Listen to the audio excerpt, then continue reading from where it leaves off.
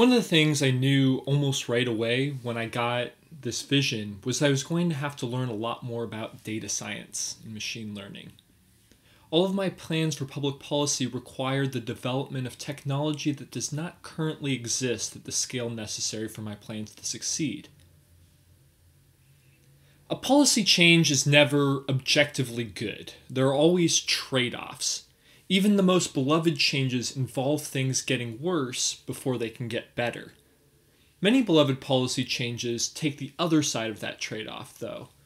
They solve a pressing problem in the short term, but create or exacerbate other problems in the long term. To make truly great policy, you need to understand not only what people want, but why they want it and how much they want it. The more detailed understanding you have of the different people's wants and needs, the more options you have to build policy that can fulfill those wants and needs. What people think they want is often based on incomplete and inaccurate information, which can lead to the appearance of groups having irreconcilable ideological differences. But with those extra options, policymakers have the opportunity to design a society that is more in line with what both groups actually want. There is a cost associated with obtaining that kind of information, though. Surveys and polls are expensive to conduct. Other forms of data are expensive to store and analyze. So the name of the game is getting more out of less. To do that, you need data analytics. But this isn't something that can just be passed off to expert data analysts. The more data has to be simplified by data analysts for policymakers, the more is lost in translation. Remember, the whole point is to get a better understanding of what people want and need. So if critical nuance is lost when the results are simplified, the whole thing falls apart.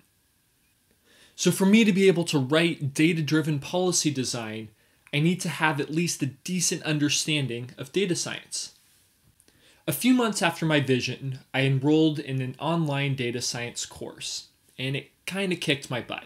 I couldn't keep up, I couldn't force myself to do the work I needed to do to succeed in the class.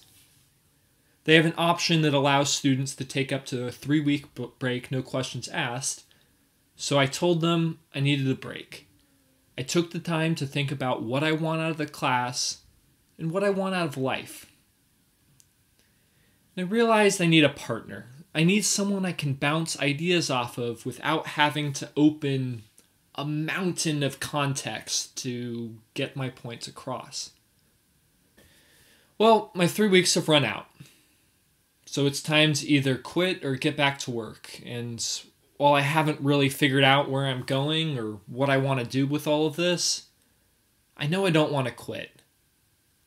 So I'll be going back to class tomorrow because if I won't make the sacrifices for this goal, who will?